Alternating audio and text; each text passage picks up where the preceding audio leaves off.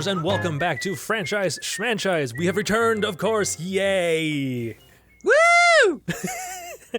I am Jeff Bell here, as per always, the host of this show, and joining me again, as you've already heard, would be Mr. TC DeWitt. Good to be back. Yay! Good to be back. Ready to die the hardest, I think. Let's just wait. Let's just hold that for, I don't know, like 30 more seconds, and then we'll come back to that comment. Yes, as TC said, today we are continuing our Die Hard franchise with the 2007 movie Live Free or Jason Bourne. Live Free no. Come on. or Die Hard. I'm sorry. It's so close. Directed by the Underworld Part 1 through 12 writer and Helmer Len Weissman, and starring a well-aged Bruce Willis back as, of course, John McClane.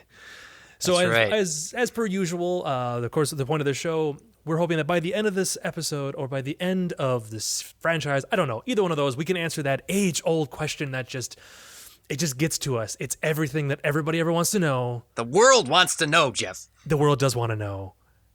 Did this movie deserve a sequel? Oh. So let's act like the Warlock and hack our way in the back door of this movie. Just do not hit the delete button on your way out. And let's begin. Not your finest pun, but then again, it's Kevin Smith related, so how good could it have been? It's very true. Was that the dig at the podcast master himself? I don't know. That's like insulting God, I think, on a podcast. That's just like, I feel like he has become he is the podcast like king, or he's the podcast warlock, if you will. He's got a great, this is good Kevin Smith. Why are we talking about Kevin Smith? But there was a nice little thing they did in the opening credits when his name comes up and the letters disappear. The last letters remaining in his name are S-I-T-H. Sith. It's like they did it on purpose. Nerd. I do, in all fairness, since we're already talking about Kevin Smith, like, his moment in the film it's a double-bladed sword for me, because like, I started listening to podcasts. I started listening to Kevin Smith podcasts. I've been to a couple of his shows, his live shows. I've been on a couple of the Hollywood Babylon ones. Their letters have been read, and I'm in the audience. You can hear me a couple times talking to them. So it's really cool, and they love my stuff. I got to meet Ralph Garman, the co-host of the show. I got my photo with him. Wow, that's awesome. So, yeah, it was a lot of fun. Like, it was fun. Bumping elbows with the famous folk. Exactly. Well, I'm bumping elbows right now with the famlet folk, Sir. Who, me? It's you. Yeah, it's you, obviously. I'm very big in the Hispanic film market. Let us look at your IMDb credits for the... Yeah, I got it. So, no, but like, so it's a double-bladed sword for me to see Kevin Smith, because like, I do have a chunk of my life where I listen to his podcasts, and I do enjoy them from time to time. I haven't recently, just because I kind of fell out of listening to him. Plus, he has like 7 of them. Yeah, that's all the man does anymore, is do podcasts and somehow film movies every once in a while. Occasionally, yes. Occasionally. But the biggest thing is like, so when he shows up in the movie, it takes me out of the movie. Okay. Because it's like, oh, that's just Kevin Smith. That's Kevin Smith. Like, that's I have become so accustomed to Kevin Smith being Kevin Smith and not acting. Yeah. That I kind of forget that he's not like that. That's not just him playing himself. It's the Warlock. It's not Kevin Smith. It's Kevin Smith, the actor portraying. Yeah. So I like seeing it, but at the same, and it is kind of a funny scene, like him yelling at John McClane. But it is also. Yeah, just I prefer the Star Wars one. Oh, he prefers the Star Wars one, and he's pointing to Boba Fett. That is funny. I do enjoy that part. But anyways, well, I'm curious into seeing how you feel about this movie. Okay, because this is a divisive movie. Well, I will ask, which version did you watch? So I did watch. I actually had a hard time getting this movie for some reason. I watched the unrated version. Okay, that's what I watched too. It's minor differences. Yes. I mean, they went for the PG-13 rating, which was a mistake. It was a mistake because they should have just trusted that the R rating was fine and that it would have made money, but it was Fox, right? their Yep. decision to be like, well, if we make it rated R, it's not that good. It's not going to make the money we want. We better make it PG-13 so the kids can come see it. Right. I think that was unnecessary. I really do. So now here's a question, and I was just looking this up because that was an R-rated film. Is this the first movie, at least in my memory, is this the first movie that is from a franchise like this that they did? Was this kind of like the start of the era of them making PG-13 versions or sequels to R-rated movies? Because I feel like Die Hard, Terminator Salvation is 2009. Salvation. Yeah. So this would have been before that, right? Yeah, because this is '07, and then Yeah. Terminator 3 was 2003, but that was being shot as a PG-13 that they went back and they filmed more to make it an R because people complained about it being PG-13. But I was you just talking about that just made me think about the idea that it's like, well, was this the one that kind of kickstarted that whole it's okay to make PG-13 sequels to R-rated franchises? Maybe. But I stand by it. It was not necessary to do that. I think that even the R-rated version is a very light R. It's very light. Yeah. Well, why is it R? Because he actually says "yippee-ki-yay, motherfucker" in it. Yeah, but you can say the F word once in a movie. Exactly. So that's still a PG-13. You know what? I don't think it was Die Hard. I think it was Alien versus Predator. Oh, I forgot about those because those were PG-13, weren't they? Mm-hmm. Yeah, the first AVP is PG-13. Man, I didn't even think about that. And that would have been 2004. So yes, and it was Fox. Freaking Fox! Are you kidding me? There was a good stretch of time where Fox was being run by an idiot, Tom Rothman, who was running that business into the ground. By the time 2009 rolled around, the biggest hit that Fox had in an entire annual cycle wasn't even a Fox film. It was Fox Searchlight, and it was Juno. Oh, man. Everything Fox released for like a 2.5 year span bombed. Eddie Murphy bombed like 3 times in a row with Fox. But this... Yeah, go ahead. This movie did not bomb, okay? Die Hard 4 did not bomb. Mm-hmm. It did well enough. Maybe the PG-13 was a wise way to go. But they took some chances on this movie.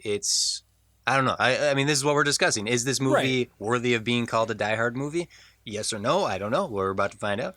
And I mean, that's a good question because it's like I do remember seeing because I saw this in the theaters.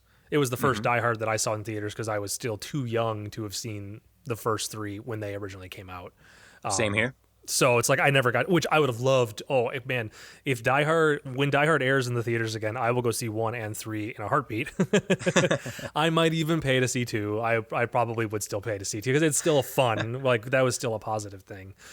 But like, but like, so I saw this one in theaters, and I remember seeing, I remember being bummed that it's like, why is this PG-13? It should be R because that's what Die Hard movies are. But I still remember enjoying it. I was bummed about a couple things, but I walked out of this movie because Transformers had come out around the same time. And at the time, people were walking out of Transformers saying, best blockbuster of the summer, Transformers, they did it, Michael Bay. Right? I mean, people were flipping their lid for Transformers. I have zero love for Transformers before. I have zero love for them after. When I walked out of the summer movies, I was like, why is everyone talking about Transformers? Did no one see Die Hard 4? Because that was a good blockbuster. So, let me say this. The Live Free and Die Hard is a good movie. I won't lie. I still had fun watching it. It does date itself a lot. What? How? It's so techie. That's half of it. Does it date itself? Does it date itself as bad as Die Hard 2? Okay. So I will give you fax that machines. Much. I will say that much. That yes, okay. How about this? We'll agree to disagree in the sense that it does date itself as much as Die Hard 2 does. as much. Really? I refuse. Really? Come on. There's hackers. They're hacking the system.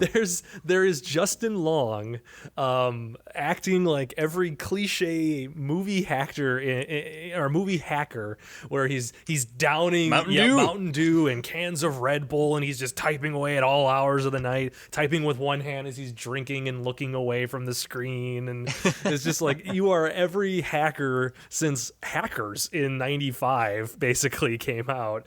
It's the same hacker. But the one thing I noticed, and I guess, like, which I don't know, this is partially kind of sad because it'll be 15 years this September, but the fact that I've kind of gotten used to this new genre of action movies post 9/11, or this new storyline post 9/11, where it's a lot more about like terrorism and, you know, people attacking from within, and how that, like, sometimes the real enemy is not outside the country, but it's actually inside our own walls, and that whole, like, paranoia. Yeah, okay. I see where you're going. You know, you kind of understand where I'm going.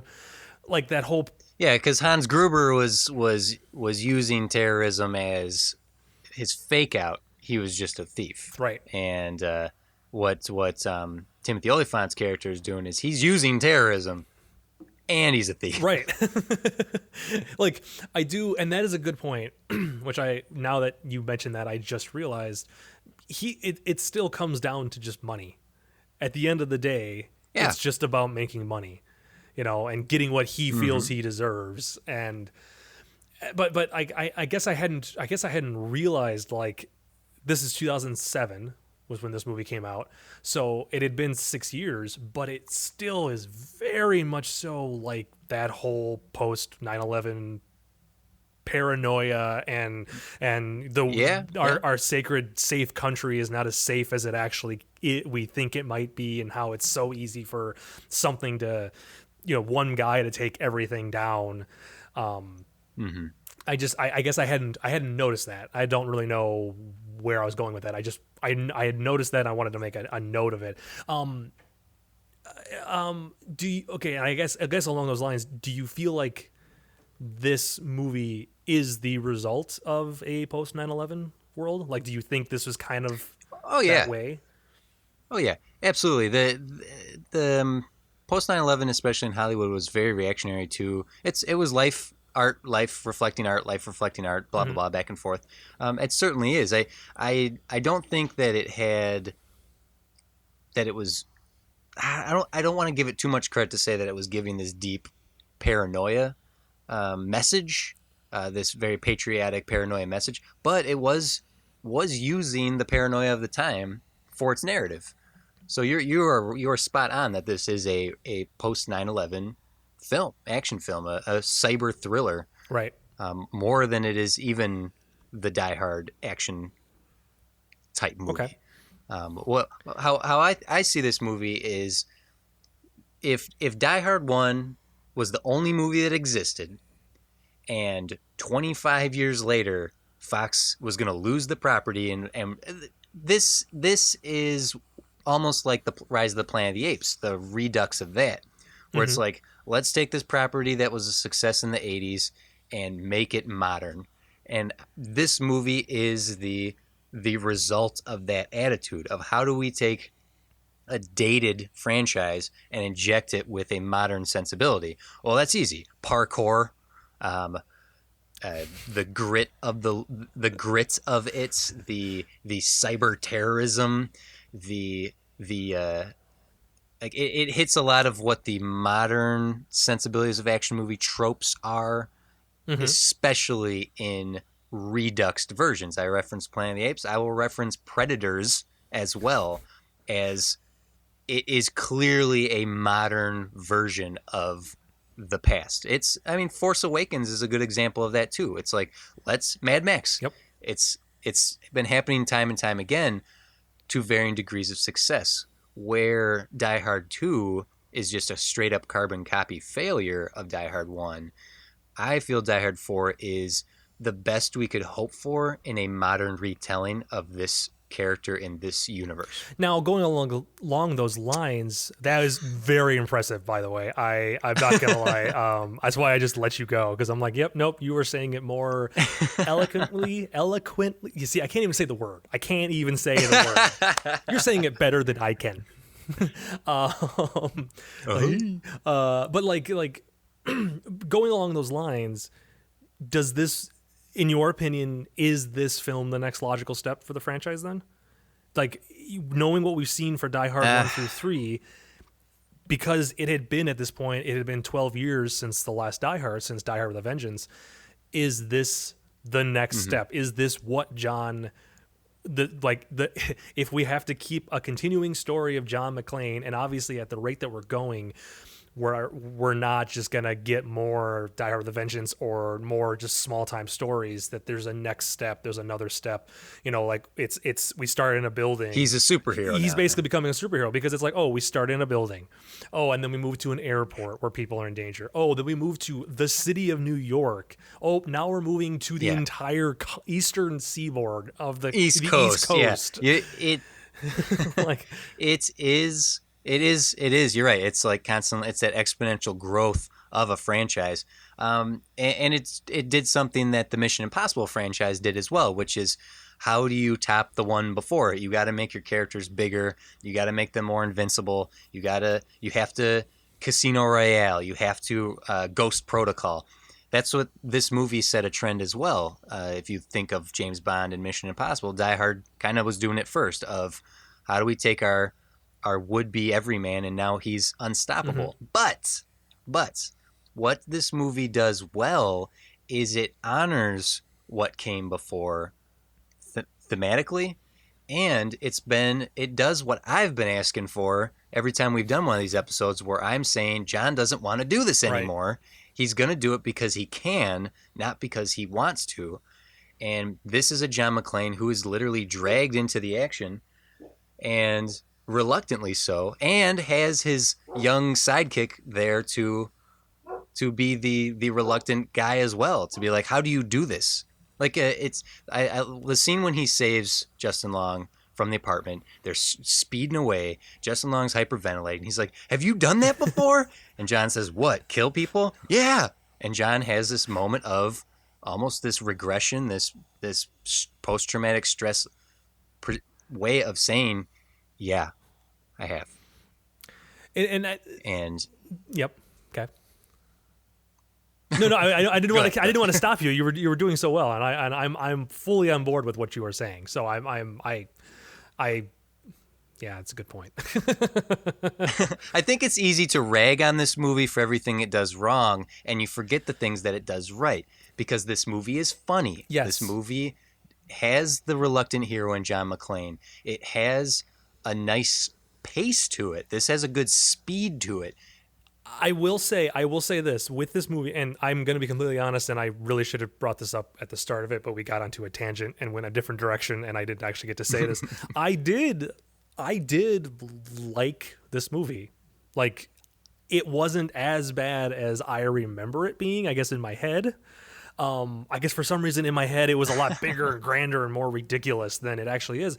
I realized watching it, aside from the ending, which I am a little bummed about, which we'll come back to in a minute, but besides that, the only other moment in the movie where I went, okay, that's a little over the top, is the whole airplane or the Harrier jet crashing into the spinning on ramp and John diving out and sliding down. Yeah. It's the shot from the trailer is what it is.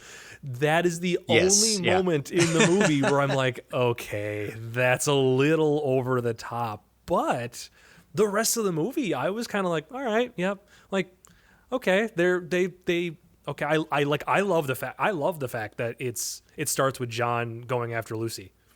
Like, I'm like, oh yeah, I guess that would be like, his kids are going to be grown at this point. They're gonna be college kids, so you can't completely, if you can't have Holly in it, which again, I do like the little callbacks to, like when Lucy walks off going by Gennaro. Yep, like her yelling that. I did enjoy that. I enjoyed those moments where, yes, it is still a Die Hard film, it's still like, yep, this is 10, 12 years later from the last one, and John still doesn't have a good marriage, and but here's something to consider to take you off on that tangent.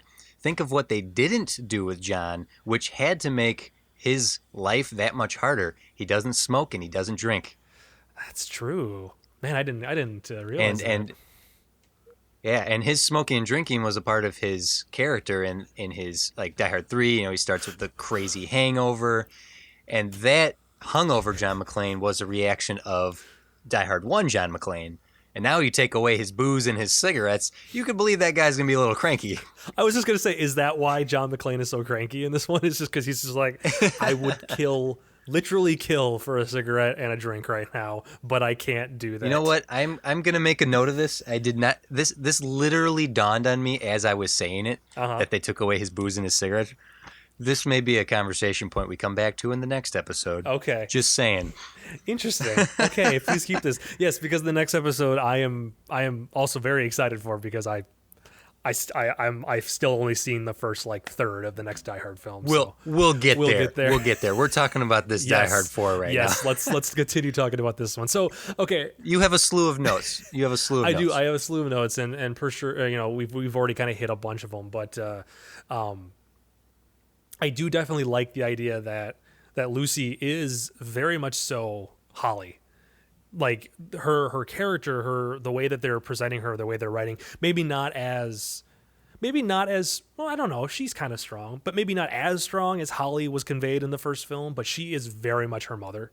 Like just attitude, mentality, but when push comes to shove, she may disagree with John, may hate John, and may hate the way he does things, and hates him as a person, but when push comes to shove, she'll be there to help her father. Just like Holly, they were having a rough marriage and they may not be happy with each other, but when push comes to shove, Holly was there for John and knew exactly what to do. And, like the fact that it's a really dysfunctional family. The McClanes are a very dysfunctional family when it comes down to Are they any more dysfunctional than any normal family? No, and that's the thing I do like about them, is that they have their problems, they have their spats, they have their arguments, they have their disagreements, but at the end of the day, they are still a family. They do still love each other, whether they like to admit it or not, and are willing to maybe to a degree sacrifice themselves for the safety of the other, or to help the other. Like Lucy could have easily died, and they could have made her character be a damsel in distress character that was, she's tough. She's tough. And I like she that. She spits in his face, and he's, oh, you are your daughter. You are your father's daughter. And that's funny, because when he says that, in my head I'm sitting there going, yeah, actually, that's exactly what I would expect Lucy to be. Like, that is the person you grow up with, John as your father, and the stuff that he's done. Obviously, this is just his fourth exploit of stuff he's done over the last 20 years. And you know what your father's capable of. You know not to mess with your father to a degree, and you probably pick up on some of this stuff over the time, or over time. But yeah, and much like Lucy, Holly comes to understand what, like, living through what they lived through in 1 and 2, she comes to appreciate, understand the circumstances and why it's good that John is the way he is. I think Lucy gets the same thing in the end, where she I don't think she hates her father. She's just rebellious against him. I think that she has an understanding of who he is as a person by the end of this. And once again, maybe we're looking a little too deep into a Die Hard movie, especially Die Hard 4, but I think it's worth looking at what the screenwriters may have been intending and what the actors portrayed on the screen. Right, exactly. And I feel like that's the point of this podcast too. Like, it's us to give our opinions, but at the same time, we do have the ability to look into it maybe a little deeper and give the screenwriters benefit of the doubt, or maybe we're actually finding what the screenwriter intended, but possibly wasn't able to convey just because of Hollywood.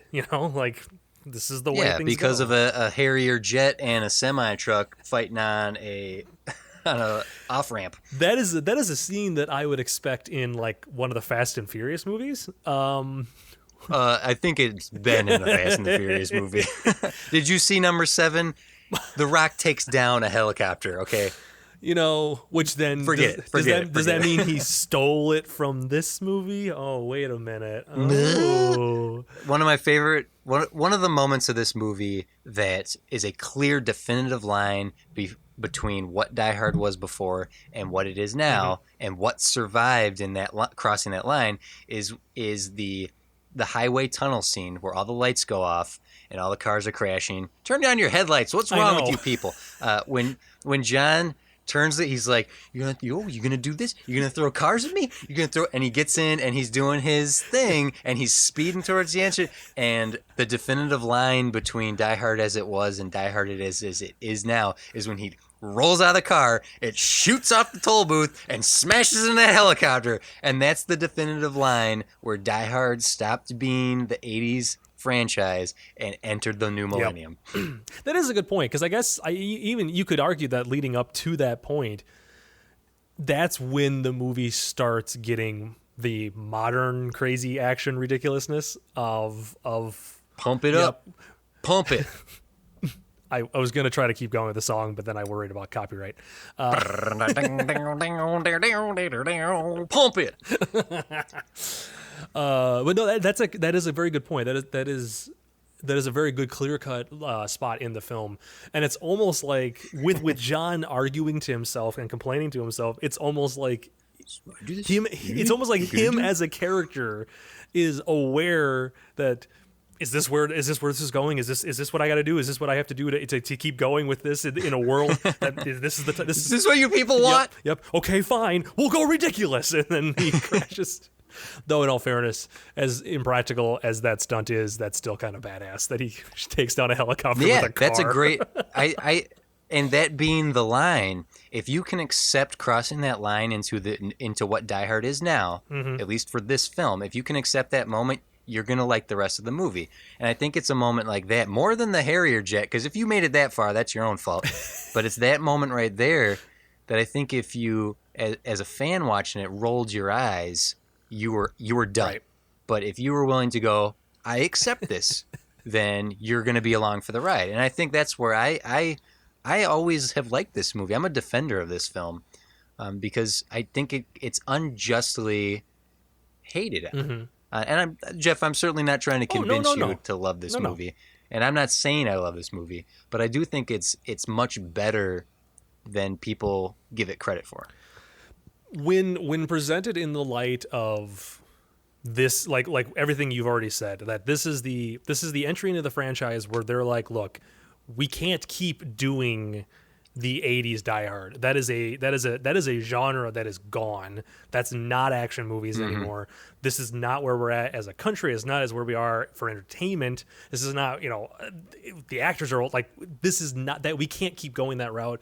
We're going to honor it to a point in the film, but there is a point where we need to move on with it and to take it as what would Die Hard be nowadays as an action movie, which this is another point I want to talk about, is kind of the Bourne films. Like, that's kind of in my head, that's where that genre took a turn. Not for the bad. Yes. Oh yeah. Yeah. You're not alone in thinking that the Bourne franchise, the second Bourne franchise in particular, is the reason we have the James Bond we have now. Mm-hmm. Which is a good, and I guess we could segue into that because that was one of my questions I wanted us to talk about was do we have the Die Hard? Is the Die Hard films?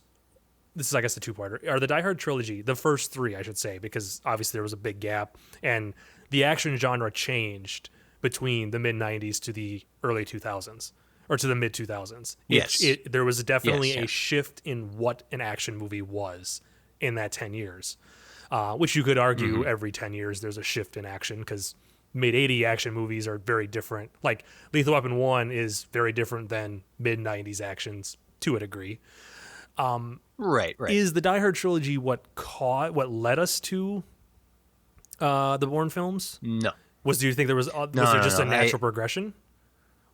Do you think? I don't necessarily think it was a natural progression necessarily in American film, but I think it was utilizing the Asian film market. If you look at like Ung Bak and like what eventually led to The Raid and the highly choreographed like Jackie Chan, but the serious stuff that Korea, like the K films were making, that the Japanese films were making, which were injecting a different energy into action movies. But where that might have affected the choreography, Mm-hmm. and I think French films affected car chases. What really pushed action movies to what it is now is Spider-Man, The Sam Raimi the one. superhero, the Sam Raimi Spider-Man. I won't give it all the credit, but it's the entry into the superhero, uh, into Batman, into Spider-Man, into the X-Men, into Blade, like the superhero genre. As soon as that became the standard of Hollywood, action heroes became passé. Who wants to see Rambo crying to his boss? Who wants to see John McClane driving a taxi cab with Sam Jackson anymore? The younger market, the desire for superheroes is what changed movies, action movies. Okay. And John McClane is a superhero now. Jason Bourne is a superhero. James Bond, Ethan Hunt. Those are the Fast and the Furious movies. Those are all superhero movies. They just aren't wearing tights and capes. Mm-hmm. Okay. So I say it was that post 9/11 reaction of we need a hero, and the heroes that people latched onto were the superheroes. And from a company sense, the only way to keep up with those superheroes is to take existing name recognition and make them superheroes. Right. Very good point. Very good point. I have nowhere to follow with that. That is very good. I'm sorry. No, I don't know if that's what you're looking for, but No, that's my analysis of it. It was my next. I didn't know. That was the question that popped in my head when I was watching this, and I'm like, okay, I don't know. I'm sure someone could argue with me on that. Someone could disagree with me on that, but in particular, not just Spider-Man, not just Spider-Man. Mm-hmm. I forgot a major component into what changed action movies forever: The Matrix. Oh yes, The first Matrix, 1999, pre 9/11, but the pre-Matrix era of action, Matrix changed everything. We've seen the effects of that trickle into the superhero movies, into the James Bond franchise, into this Die Hard franchise.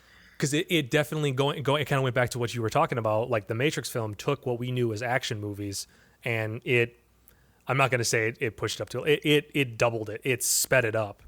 It gave you a faster, heavily influenced by Asia as well. Yep, exactly. And that's a good point. Like what you were saying earlier about that's a huge influence on what became our more modern action films, like in pacing and choreography. That's a good point. That is a good point. Man, Bigger, better, like yeah. faster. Everything seems to be faster, and that's the natural way of things. As an editor, I sit dealing with timing and pacing for stuff every day, all day long. So when it comes down to like when I watch these movies, that's the first thing I see. I look at a movie and I pay attention to the way it's edited. I recently finished up watching House of Cards, and the entire time for season 4, the entire time I'm watching House of Cards now, all I can pay attention to is the editing.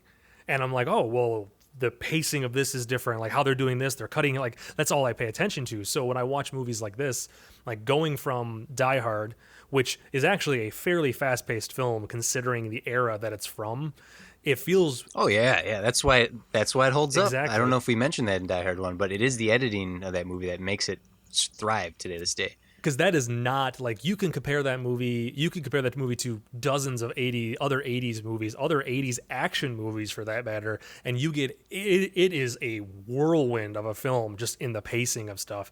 And in Die Hard, even Die Hard, Die Hard 2 did it, Die Hard 3, with A Vengeance definitely is a fast-paced movie, a little more in line with the mid-90s for pacing. And then this one it feels like a mid 2000s action movie because the pacing is already faster, the cuts are already faster, there's more camera shots. Yeah, and I like the pacing of this. There's one of my favorite fights in the movie, and is the It's oh shoot, what's her name? It's the female Yes. action character. This uh, Hold on.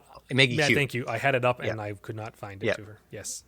I love when so she has her gun on Justin Long and he's doing the okay, I'm getting rid of my bug here, and then John comes in with the car, slams in her, and they have the whole elevator sequence where the car is dangling from in the elevator shaft.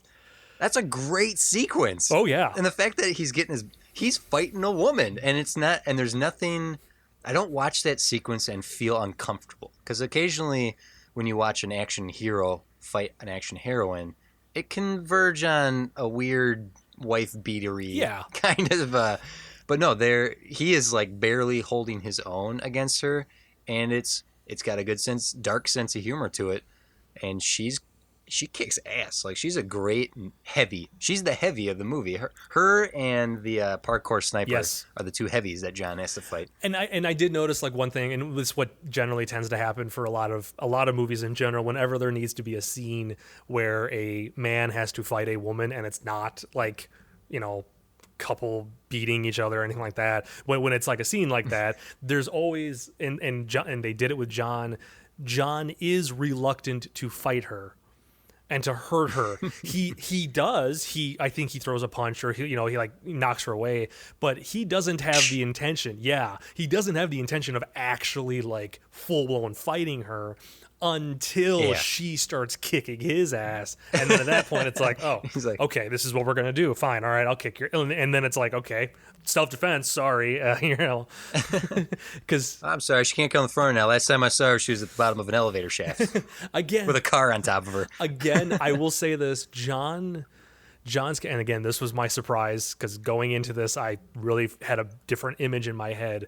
But again, it's been years since I've watched this one, so my opinion has changed on how these things are structured.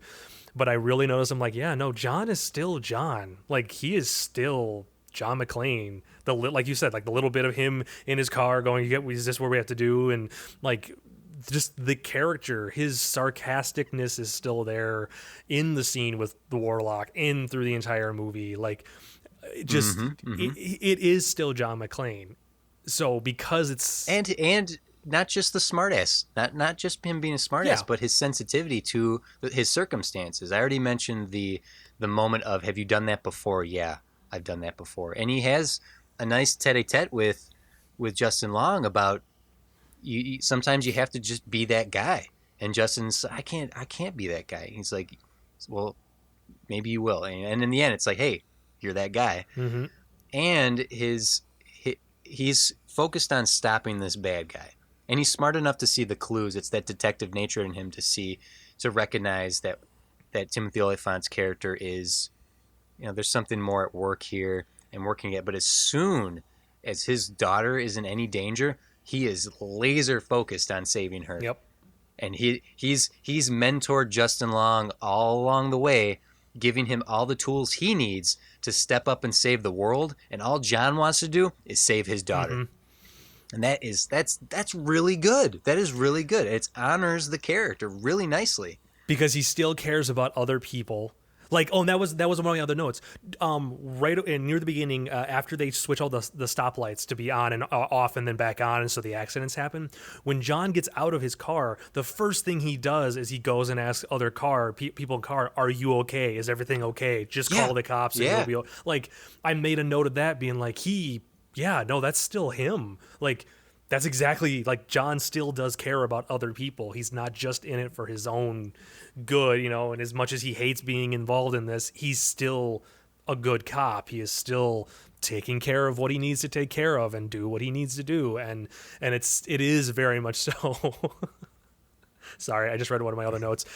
Sorry, one of my other comments was, so John likes CCR. I just like that bit. I like that. It's Creedence. Of course. Well, you don't know who Creedence is? And that was the other thing. Well, I guess because I am finding more positives with this movie than I guess I thought I was going to.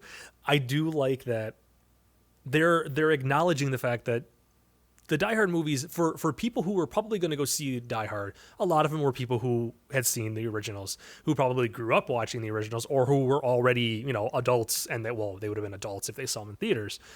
So what it's doing, this movie is addressing the fact that it's been 12 years since the last entry. There's a new generation of people watching films, and here's a character who is really not a character you would kind of expect to be in a modern action film. He is an older character. He's stuck in his ways. He's your dad at this point. You know, for the people who are watching it, you relate more to Lucy, Justin. and Justin. Oh no, sorry, and Justin Long. I'll say Justin Long's character, because Justin Long's character. Okay, so the first Die Hard, you leave that movie thinking, I could be John McClane. Yep. Die Hard 4, no way, you cannot be John McClane. You cannot relate to John McClane, but you can relate to Justin Long's character. That he's the one who's like, I can't do this, I can't do this, I can't do this, and John McClane mentored him into saying, yeah, you can, and you can walk out of that movie going, hey, maybe the geeky computer tech guy can get the pretty girl, Mary Elizabeth Winstead, who is very pretty. Don't tell John I said that about his daughter. Can I one comment I want to make, and it's particularly impressive because it's Len that did this. Mm-hmm. Lucy is not objectified at all in this movie, and that is super impressive. That is very because true. Like even when she's tied to the chair, the camera is from her collarbones up, and they never go to that medium shot to show her arms tied behind her back and her heaving bosom. Yep. No, she is never objectified once in this movie, and that is really impressive, particularly from this director. Yes. Who objectifies the hell out of his wife. Yes. Which I thank him for on a regular basis. She is very... that's Kate Beckinsale, right? But no. Sorry, what? That's Kate Beckinsale. Yeah. Sorry, what was it? But no, he doesn't objectify Lucy, and I think that's really impressive. Yeah. Which and in this era, which we're at that point now, and I feel like now it's starting to kind of taper off again. Like it's not as common for them to do that, but we're smack dab in the middle of the 2000s where Hollywood still does that on a regular basis. I guess you could argue Hollywood still kind of does that on a semi-regular basis, but just not as much. Watch any Fast and the Furious movie and you will get a shot of that girl's bikini ass. Any Transformers movie. I don't know who she is. She's just that girl. Oh, God. Anything Michael Bay does. But it's very much so, yeah, and that's another good point. He doesn't. She is just, yeah, okay. Well, what other notes you got on that old list there, old sir? There, you keep stumping me. Okay, so let's talk a little bit about the acting, since we were talking so much about John. And his character seems to be very much so still in line with John McClane. He is John McClane. I think Bruce Willis did a decent job performing that. Like this is him. He cares. 10 years later, you know. Yeah, it looks like he actually gave a shit. Yeah, it didn't look like he was phoning it in. Like unfortunately, I have seen some Bruce Willis movies where he does appear to be just phoning in the movie, which sucks because I do enjoy him as an actor. He again, Die Hard. Yeah, when he's on, he's a great actor. When it's a movie he just doesn't really seem to care about, you can tell that he is just there. Cop Out. Yes, Cop Out is a huge movie directed by Kevin Smith that he is obviously just phoning in that he doesn't want to be there, and according to Kevin Smith's bio, he didn't want to be there. So yes. But John McClane, Bruce Willis wants to be there. Great chemistry with the always great Justin Long. Yes. I love Justin Long. I've loved him since Ed on NBC. I love this guy. Justin Long does the character he played in this movie very well, which that's not an insult. He does it really well. He does play the like kind of the nerdy or just the everyday guy. Like he's not big and muscly. He's not, super like he's a decent looking man. He's not gorgeous, quote unquote, as some keep going. I don't know where to go with this. I feel like I'm falling into a rabbit hole. No, but he is a very much so everyday guy. Yeah, he's got great comedic timing. Yes. Him and Bruce have a great chemistry back and forth, and that's a credit to the script, but that's a credit to the two of them to be able to play off each other so well. Yeah. My one, and this was what you can gripe. You can gripe. No. I agree. Justin Long did a really good job. He does portray the character that I have seen him do a handful of times, but that's not bad. I am not complaining about that because he does that character really well, and I continue to believe that I'm like, yep, nope, that's exactly what I would probably be doing in this situation right now, which is hyperventilating and being like, man, I just want some candy, man. I got just, man, do you have any food in there, man? And just little sarcastic comments when it's like, yeah, okay, I'm been awake for like 24 hours. Come on, give me a break. Like, just like, that's exactly what I would just be complaining nonstop, I think, in 90% of these situations. And Justin Long does that really well in this movie. We already discussed Maggie Q. She does a really good job as practically a silent character. You know, she's almost a silent character the entire film. She does speak a few times, you know, and that's obviously what helps Justin Long realize, you know, who she is because he talked to her and she did talk because of her sexy voice. Exactly. The one person I do want to talk about Timothy Olyphant. Timothy Olyphant, always talking through clenched teeth. And I never understood that. John, come over here right away so that we can talk a little bit. Good. You don't understand. You sure? You just went through a wall. Get him. Find him. He is an actor. Now, I've seen him in a couple things. Obviously, I know of him. I know him. I have seen him in enough movies. But let's just limit it to this movie. What did you think about his performance in this film? Was it a good performance, or did he, was it a good performance, or was it a bad performance? In your opinion, I think with the I'm going to preface without answering yes or no. With the direction this movie went and amping it into a modern era action movie, it's amazing that the majority of this cast grounded the movie. But when you think of all the Die Hard movies, all the villains are big. Mm-hmm. Hans Gruber is big. General Felissimo, I can't remember his name. Like the Die Hard. All the villains are big and theatrical and ham it up. And I will give Timothy Olyphant credit for hamming it up differently than the villains that have come before him. But he is hamming it up. almost too. My note was his performance felt flat to me. He didn't like. I get the point that he is a guy who, again, his character arc is that it's post 9/11, and he went to the government basically warning them that this is what could happen, and I am the one that can fix and prevent this from happening. They said basically bullshit. No, it's not. And then he does it to prove yes, it can happen. And basically he becomes the thing that he was trying to prevent. So it's a little like a tragic story to it. So I guess really to that end, there's not a lot maybe to work off of, and maybe that's why. I felt like, I don't know, maybe I wanted more intensity, or maybe I wanted more of like the Hans Gruber like motivation to him, and kind of like false sense of, well, I'm actually like Hans Gruber, where he conveys himself as a, it's all pretense. Yeah. Maybe that's what I'm lacking in Thomas Gabriel, is that he needed that and not as much of he basically just got screwed over. And this is a guy who's just pissed. Yeah, actually, come to think of it, he is very weak as a villain. I don't mean that the character is written weak or that his performance is weak. Is that he is outsmarted by John McClane and a computer hacker from the middle of New Jersey, and he's all ego. With Hans and Simon Gruber, they have a gravitas to them. But it says something that the modern Die Hard villain is a wuss. He is a little wiener. He has everyone pushing the buttons for him, and he is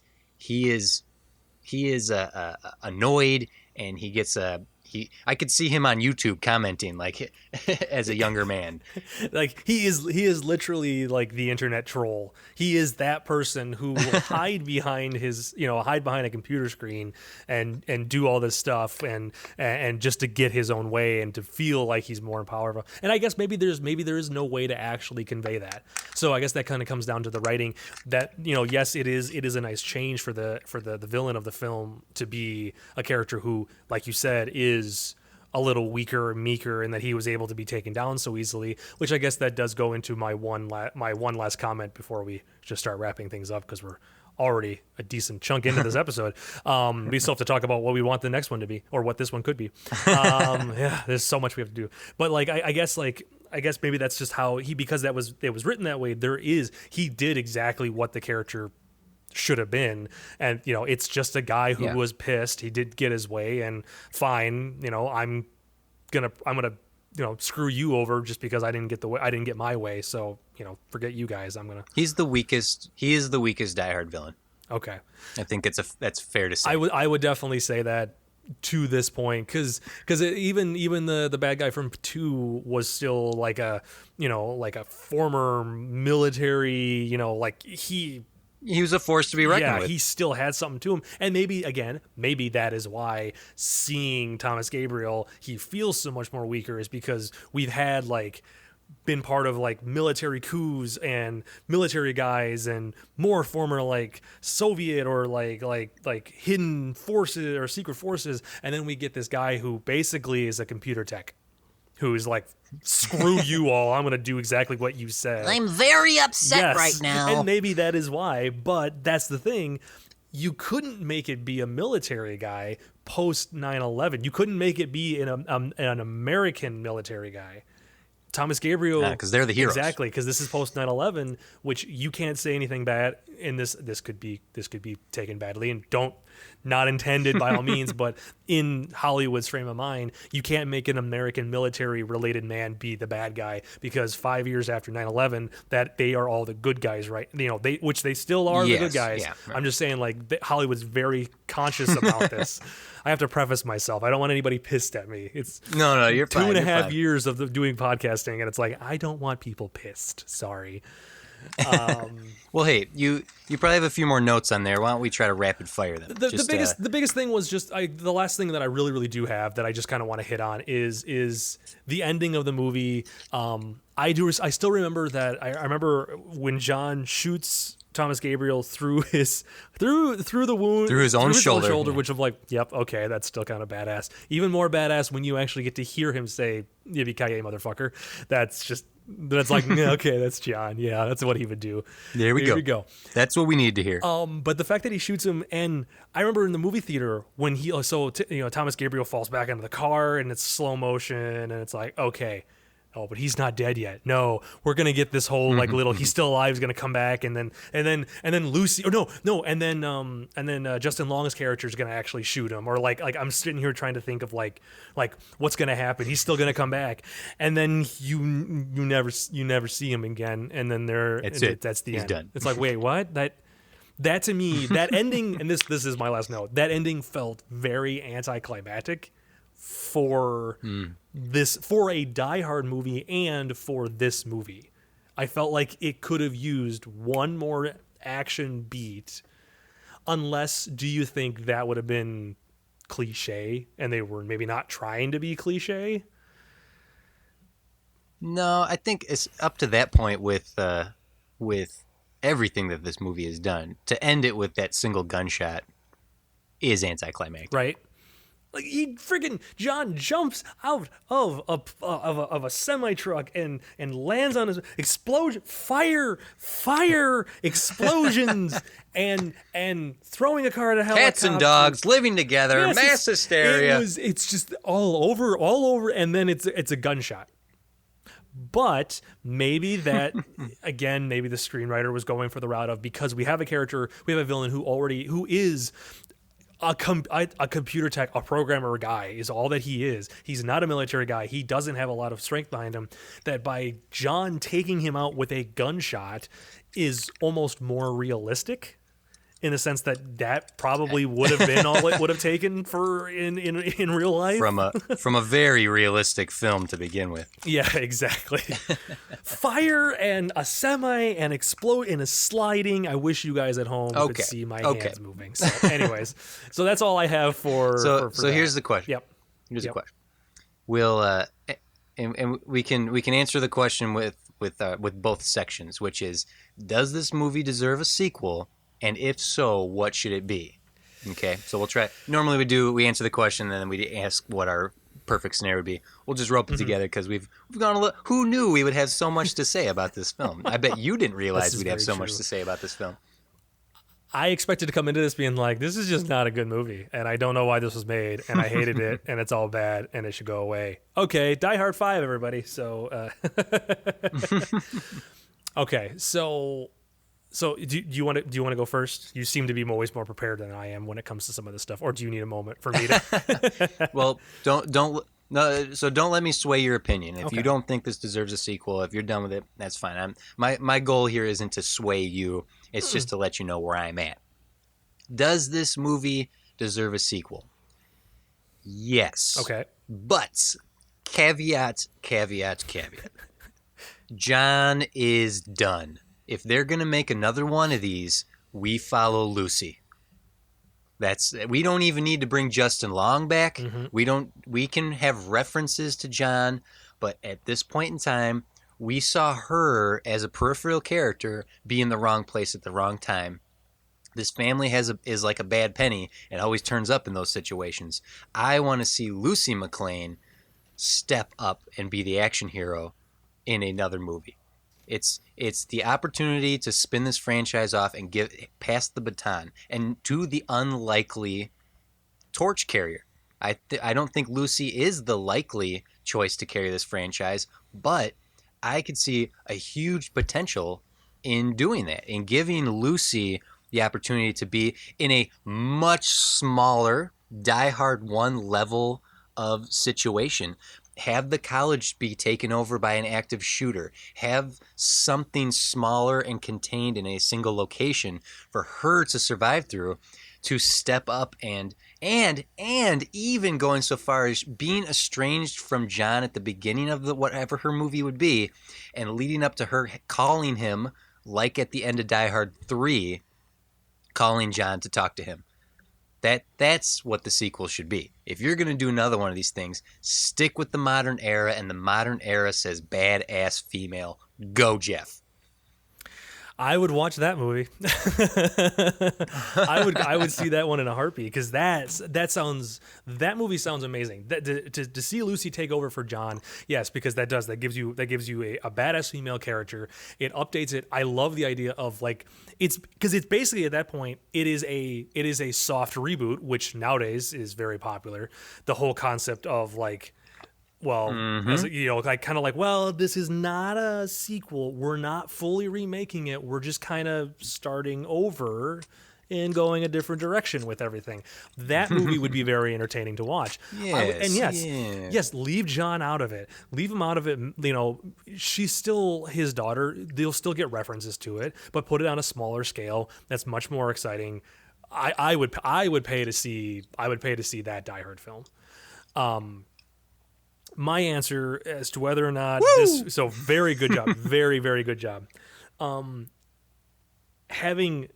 Pretending that was not a possible option for a sequel, I would say no, that this was a good enough movie. So going off my route, does this movie deserve a sequel? No, because I feel like you were saying, John McClane is done after this movie, because we've shown, look, John's life really has not gotten any better in the 20 years that we've been watching his life. It's really not any better. It's probably not going to get better. Guess what? Him and Holly aren't going to magically get back together and everything's going to be all happy and their family's going to be celebrating Christmas, around a Christmas tree and having turkey. That's not going to happen. Yeah. Not in that sense. Nope. That ship has sailed. But showing it as John is very much so a relic from an older age. He is not a character that fits well into the modern age for a man who is as old as he is. If he was 20 years younger, if he was the age he was in Die Hard 1 and his movies nowadays, yes, he would totally be doing the Jason Bourne thing, Mission Impossible style. But John McClane has been established to be an aging character. He is becoming Murtaugh from Lethal Weapon. He's getting too old to do this shit. I'm getting too old for this shit. I'm waiting for him to say that in one of these movies. Like, he has become too old to be doing what he's doing. And this movie was, you know, yes, it's good to see John acting again after all these years and in modern day, but at the same time, where they left it off, I'm like, you know what? In my head, it proves that John does not belong in the modern day. Let us just go, yep, nice seeing you again, John. Hopefully, you know, you'll live off and be okay, but we're going to just kind of happy trails. So happy trails, John. Happy trails. I think that was a good episode. I think that was a great episode that we had. It was nice because we didn't agree. That's true. I feel like we had the reason our conversations went a little bit longer is because there was some disagreements. And I will say that that's always the best. That's the best program. That's the best entertainment, was when people don't agree. Yeah, when people argue, when people complain. Look, this Die Hard 4 is a cool movie. Yes, and I say it's a cool movie. I say it's worth going back and checking out. And in particular, it's the better of the more recent Die Hard movies. Oh, and I'm definitely interested to watch that next one with you. Oh, that's not really boding well. I know the next one. I am waiting. Oh, okay. So, forewarning everybody listening to this show, expect me to just be apparently complaining the entire episode because I know but no, this one was fun. This one was fun. Yes, this was a lot of fun. I will agree with that. Do I love it as much as like Die Hard 1 and 3? No. I think no. I think I like Die Hard 2 more, but this is still a decent modern, it's still a decent entry in the franchise. You can still watch it and enjoy it and have fun. Just don't go into it expecting it to be Die Hard 1 or 2 or 3. It's not. It is very much so the next step. It's the modern version of the Die Hard films, but whatever, we can deal with that.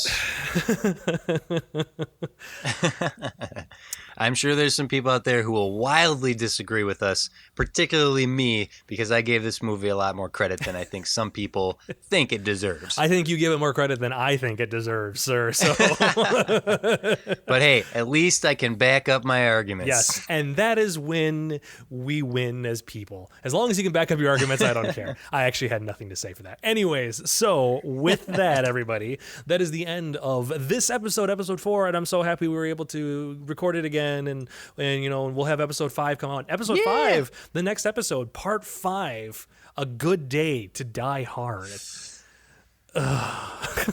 Is it, Jeff? Is it a good day? Only to die hard. Only if the question is in relation to the film franchise. You can't see me right now, but my head is already in my hands, just eyes closed.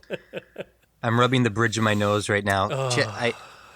This is a little sneak preview of what people have to look forward to in episode 5. But hey, that's for next time. That's for next time, everybody. So hopefully you guys all enjoyed us, and by all means, definitely like and subscribe to us on iTunes if you want to do. Please leave comments, or if you haven't yet, please go over to the Facebook page. That's right, guys, because I can't remember if we had this up for the last time, I believe, right?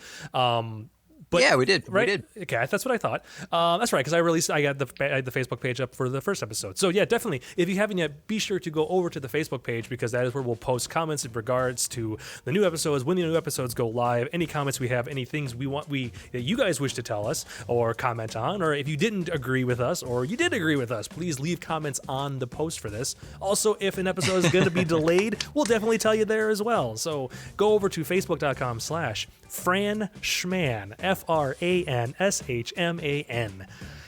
It's fun, right? It was a lot easier than franchise schmanchise. It's too long for a Facebook page. So anyways, Schmanchise, yeah. Frenchman. Frenchman. So definitely go. Frenchman. And there might be T-shirts eventually if people want T-shirts. I think I would love to have a Frenchman. Oh. I would love to have a Frenchman T-shirt. Just saying. So Merch. if anybody out there That'd be wants to make that Frenchman merch. Frenchman merch, we're just trying to make as most It'll be you. complicated It'll be you. URLs as possible. we want everybody to have a mouthful when they're speaking. So TC, real quick before we head out, is there anything you wish to plug or anywhere that people can find you or anything along those lines? Yes, if you are on iTunes checking Frenchman out, you can just mosey on over to The Rewatchman, which is my weekly movie and entertainment podcast with Bento. So you can check that out. We tend to go a lot longer, but typically we will discuss we will re-review movies. So similar to what we're doing with this very specific franchise rewatch, we find random movies and rewatch them and see if they hold up. Additionally, check out The Bit Life Show on YouTube, where I do a 1-minute rewatch. So if you want a really condensed version of me talking about films and a video nonetheless, you can check out the 1-minute rewatch over at The Bit Life Show on YouTube. And if you're on the Bit Life Show on YouTube, you can also check out my Bit by Block. I'm taking a little bit of a break for the moment, but I will eventually get back to it as well, where I recreate stuff in Minecraft. I should recreate the city of New York in Minecraft for Die Hard. Oh, please don't let me do that. That'd be horrible. That'd be way too much building. I would go crazy. Oh my goodness. Anywho, so with that, everybody, I thank you guys very much for listening and hope you enjoyed this episode. And we shall see you guys next time with the final entry into the Die Hard franchise, our final one. So what we'll do is next week's episode, next time's episode will be the final episode for this franchise, where we will also recap the franchise as a whole. So it'll be a little longer than normal, but we'll still have fun. It'll be exciting. Or maybe it won't be longer. It might be 2 minutes of me bitching about the movie and being like, nope, we're just talking about the recap. We're done with this movie. We don't know. We'll have to wait and see. We're done. We're done. All right, everybody. We've stretched this Awesome. out long enough. So Well, thanks for having me on, Jeff. thank you, TC, for being here again, as always. And we'll see you guys all next time on Franchise Schmanchise. Goodbye. You can't see me, but I'm waving right now. I can see you. Oh, no. Oh, I got to get that camera hidden. Bye, TC. Bye-bye.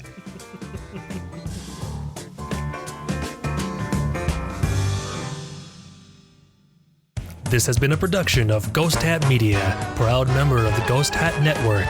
Find them online at www.ghosthat.net. I like the ending.